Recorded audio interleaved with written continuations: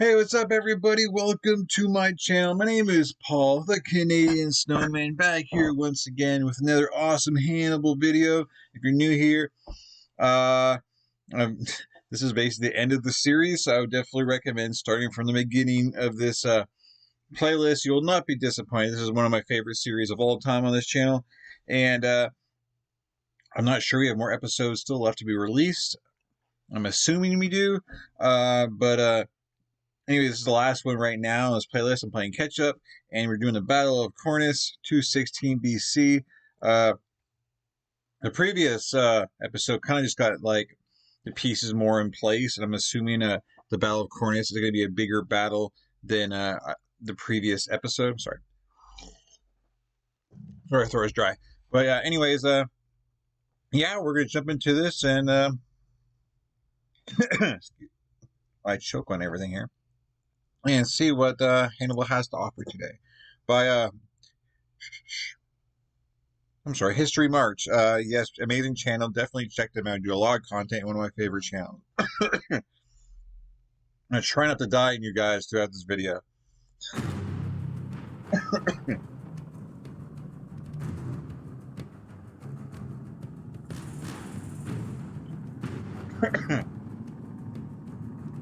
So like and subscribe, please. Like and subscribe.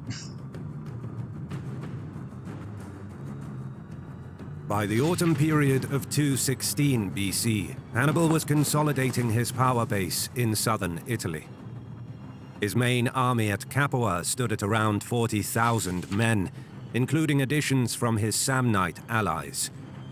His brother Mago, now on his way south with 1,200 Numidians, would recruit an additional 17,000 Lucanians and Brutians, and bring his own force up to over 18,000 troops. Opposing them, Rome scrambled to raise new legions over the coming months. An impressive 80,000 troops would be put to field in Italy, with the majority concentrated in the south. But the I always wonder where they get all these troops from, because it seems like they're always trying to raise troops, and it's like the first time when they raise troops, you think that they would have gotten everybody, but then they go back like a year later and they end up getting like just as many troops next year. So it's like, I guess it just shows like how big an area this is and how many, like, population wise, and maybe it's just that there is a big gap between battles, that maybe like kids have to become of age before they're kind of able to battle. Maybe it's like that. I'm not sure, but it just seems like they're always raising troops, and they're always able to get troops. I'm like, dang, where are they getting all these people from? But I guess it's just a big population. Despite the Roman numerical strength exceeding that of their enemy, many of these were inexperienced recruits who felt abject terror at the thought of meeting Hannibal in battle. Worse, in some of the settlements of central Italy, the number of Roman and allied fighting men began to dwindle, which was a testament to the blood toll exacted on them by Hannibal's tactical superiority and his wealth of ideas on the battlefield. Fabius Maximus, the father of the Fabian strategy, would again be elected consul for the next 2 years. He would revert to avoiding conflict with the Carthaginian general to preserve the troops and give Rome's manpower time to recover. But while the war was thus far mostly dominated by the campaign of Hannibal in Italy, as the year 215 rolled around, the Second Punic War would spread across the Mediterranean. Look, you may enjoy how Hannibal dominates the Romans on the battlefield, but you won't enjoy your lost time, money, data, and comfort. And don't forget to use the coupon code HISTORY.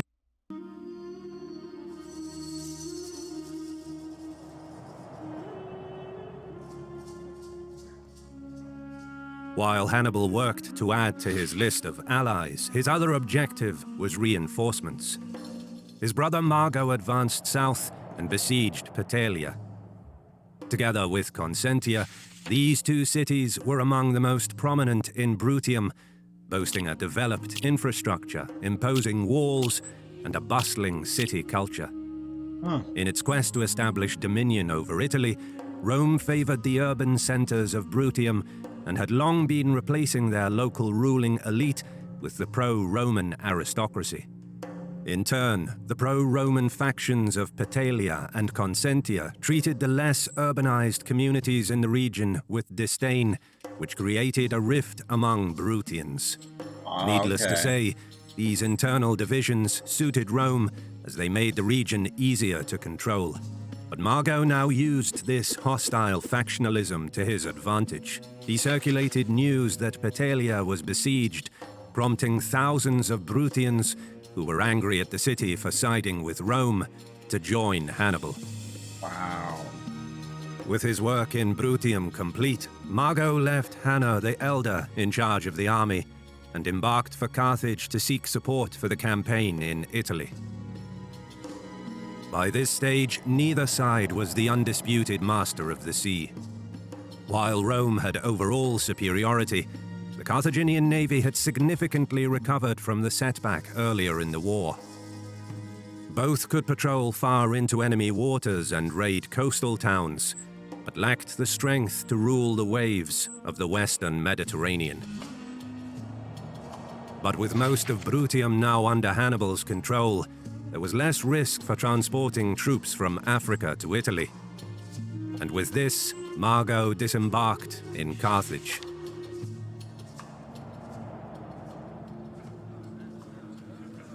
Murmurs reverberated in the packed Senate hall.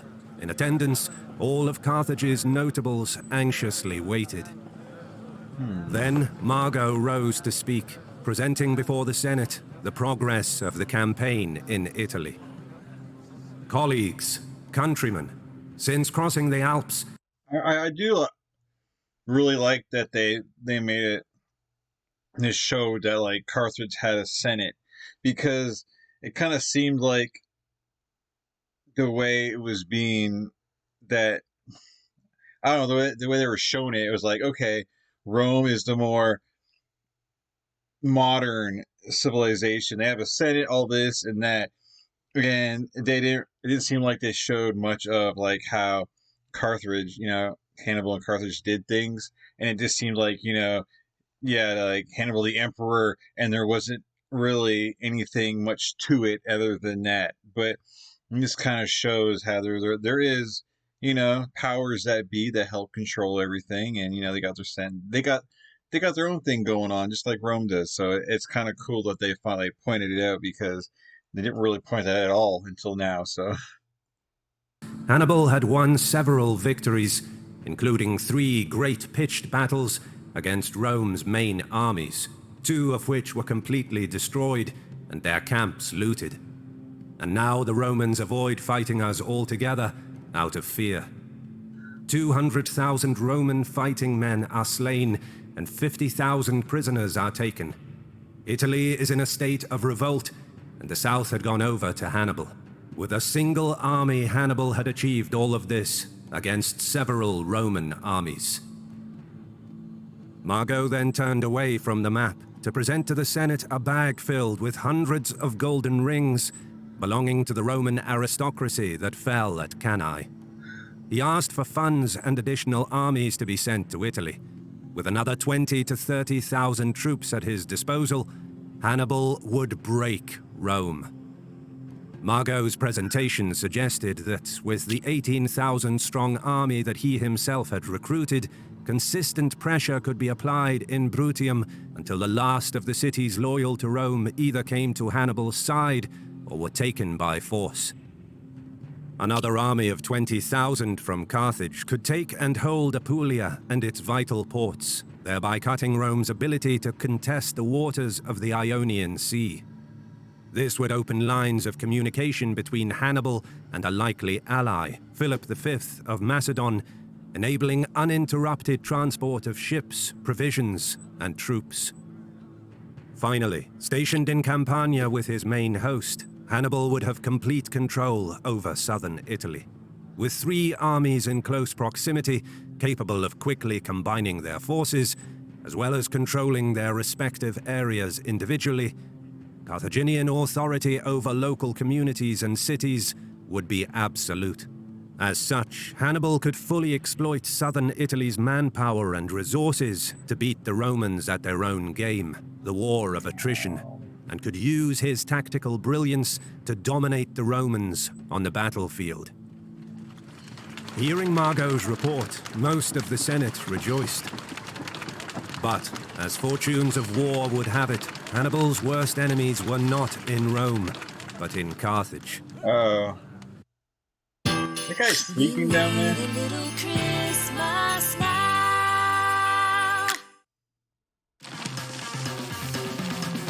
Sorry.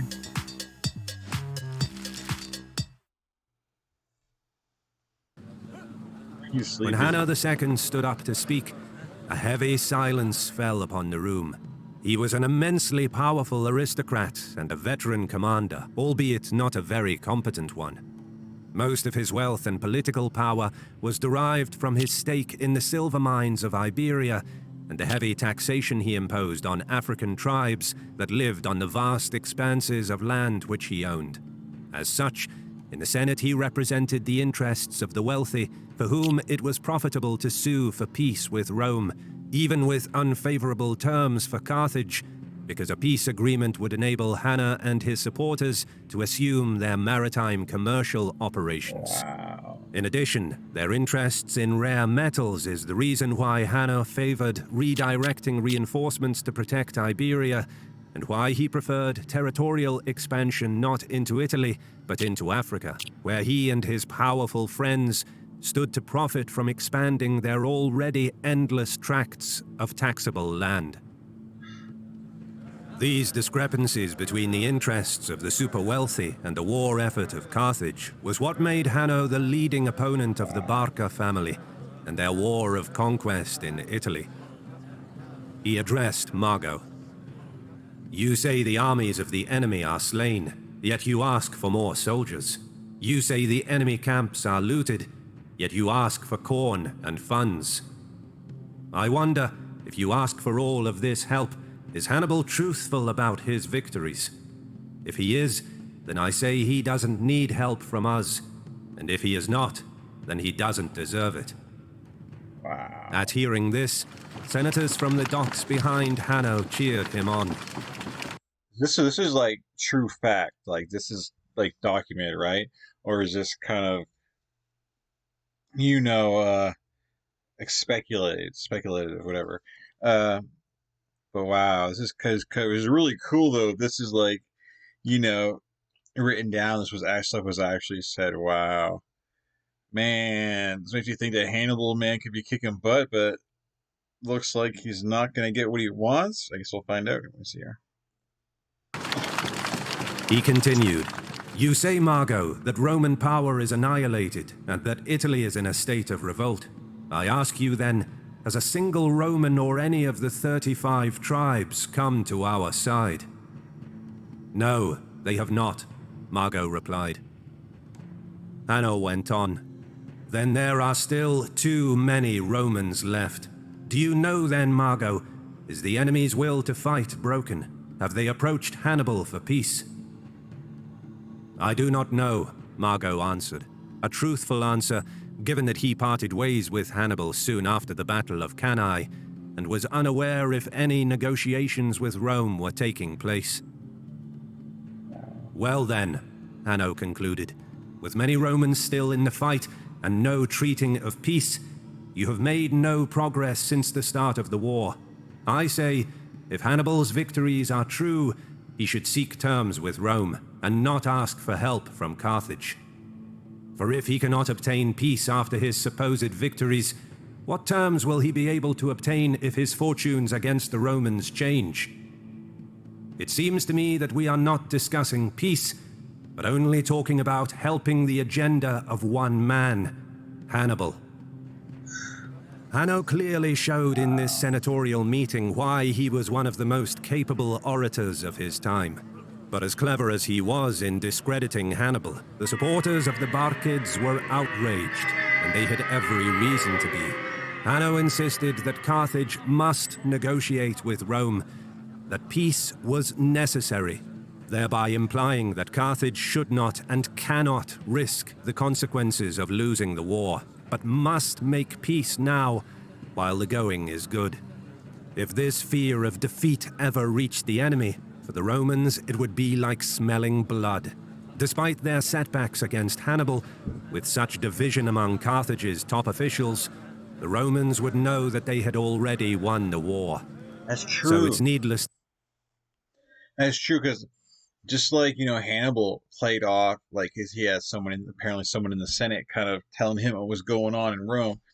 If Rome has someone in here that runs back and tells them what's going on, they could easily use that to their advantage and split these guys up even more, because they'll know that they're not unified. So I wonder how this is going to play out here. To say that Hanno's dissemination of this dangerous rhetoric directly undermined Carthage's war effort and perhaps its future as an imperial power.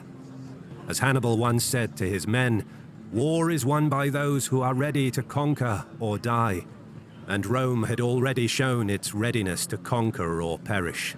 Carthage, having chosen to walk the path of empire for 600 years, had to show that same resolve if it was to be victorious and retain its imperial status. Hannibal's supporters further argued that, as the only man who showed consistent success in command, deep in enemy territory no less, he must be supported, even if Iberia was lost. In their view, to conquer a peace agreement at the gates of Rome meant that the withdrawal of Roman troops from Iberia could be demanded as a condition during negotiations, and Carthaginian dominance over the western Mediterranean could be restored.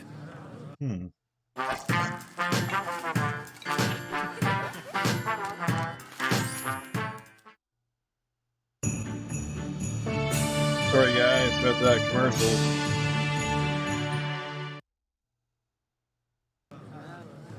Amidst this ongoing political turmoil in Carthage, the majority of the Senate was nevertheless impressed enough with Mago's report to vote in favor of sending him back to Italy with an army and funds to aid Hannibal. A host of 12,000 African infantry, up to 6,000 Numidian cavalry, and around 40 elephants were to be assembled. But Hanno's political tentacles reached across the empire, and he would severely slow down the recruitment of Hannibal's reinforcements at every turn, prolonging the process for around 6 months. What? Then, as the latter days of autumn brought with them the scent of the stinging coldness that was just around the corner, a message arrived from Sardinia. It was from Hampsicora of Cornus, a Sardo-Punic political leader and one of the richest landowners of Sardinia. Much of the island was still dominated by the Punic elite, especially along the western and southern coasts, which were part of the Carthaginian Empire for over 250 years, until Sardinia came under Roman control just 20 years ago, in 237 BC.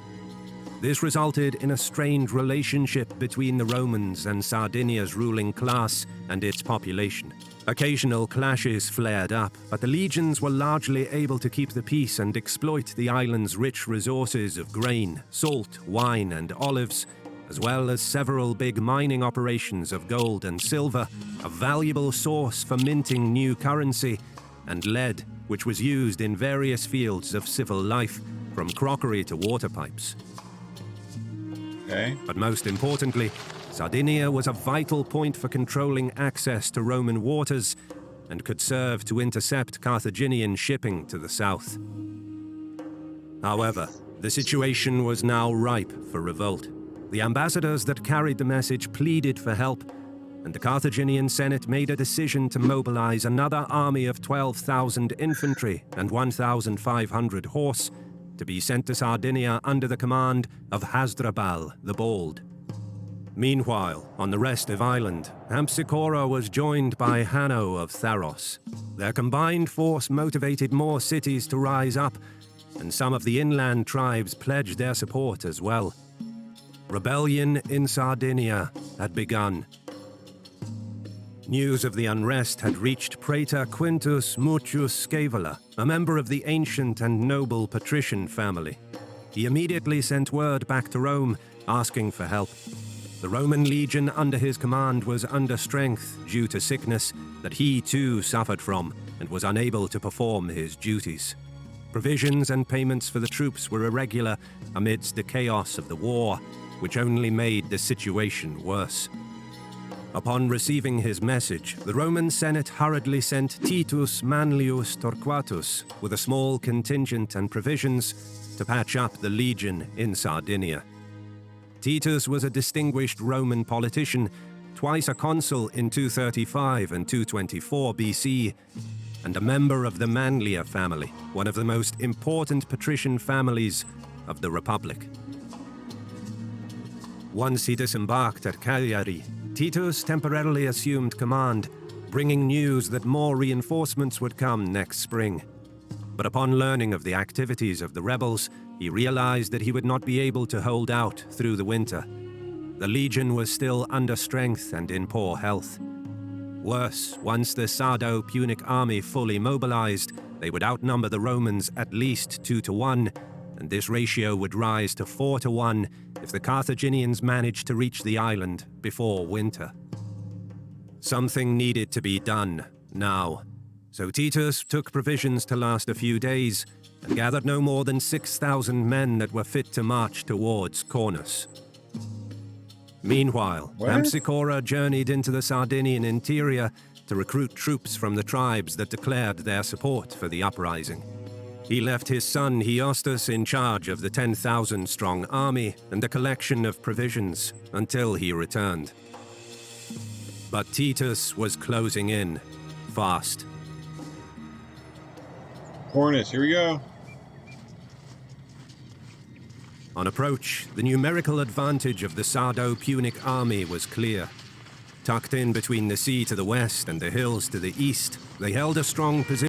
All right, so we got the son up here, who I'm assuming hasn't fought much, and he's pretty green. And Titus seems like a guy who's kind of been around a little while, so this definitely seems like one of those cases where the smaller army's going to win just because of experience versus a rookie versus a veteran right here.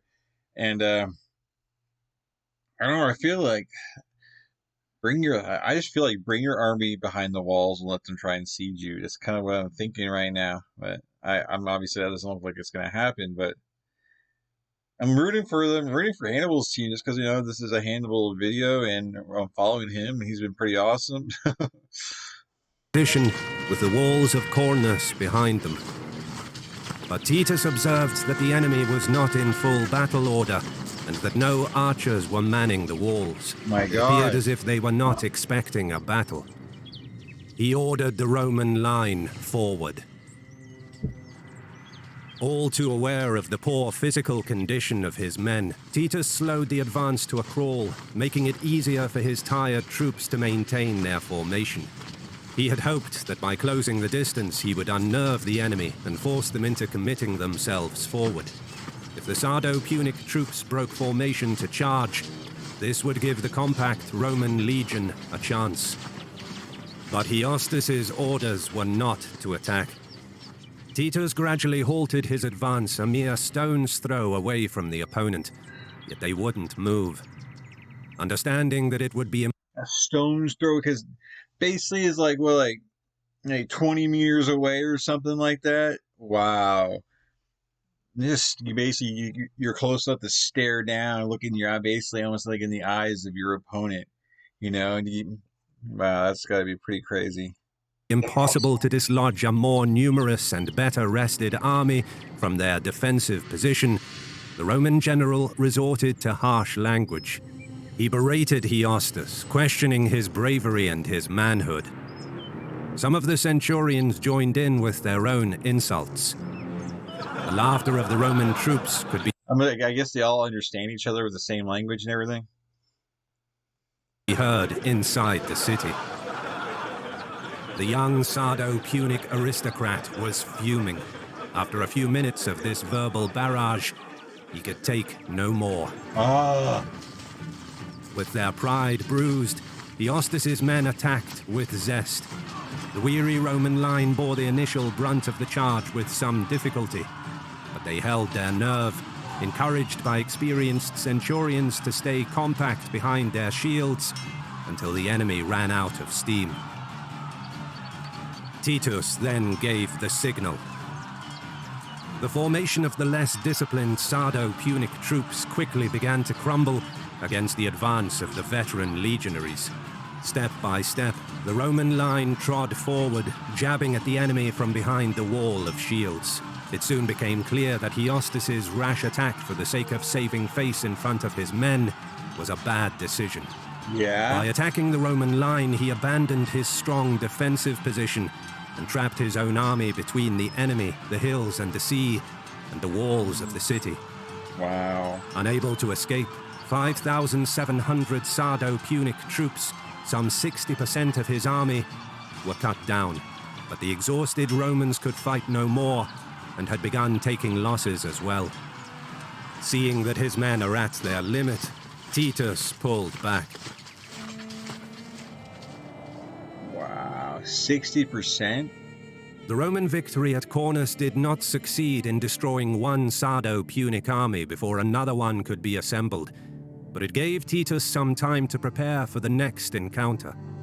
Many of his men died on the way back due to exhaustion and sickness, but Titus's swift action killed off some of the best troops that the rebel cities could levy and had put a dent in the morale of the Sardo-Punic army. Whatever troops Hampsicora recruited from the other cities and tribes further inland, he would now likely be more inclined to wait for the Carthaginian army to come to his aid than to take on the Romans himself. For now, the Roman army in Sardinia held on. Thank you so much for watching. Wow. If you enjoy our videos... And like Hannibal and his brother over here, like waiting for their troops that they should have got months ago. And pretty much their troops probably getting sent, the troops that are supposed to go over here, you know, part of them probably got sent over here to the Cornus battle. But just like I said, the inexperienced guy, they, you know, it was pretty predictable when they walked in there, like who was winning that battle. And the Romans won that one. Yeah, that is definitely a big setback for morale and everything. And Titus got exactly what he wanted. Was, you know, for the, you know, for them to delay attacking him, so you know he can get more reinforcements for himself. Excuse me. So obviously, this is not the end of the series. There's so much more to go. So we definitely have more episodes coming. I have no idea. These next episode have not been released yet, so I don't know how long it'll be before you see another episode of Hannibal. But when it does come up, we'll definitely catch up to speed like we have been.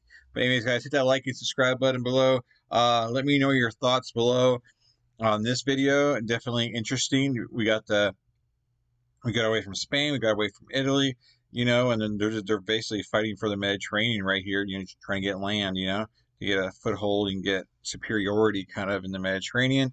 But yeah, that's it for today, guys. You guys have a great day, great night, and I'll catch you guys in future videos. I'm out of here. Woo!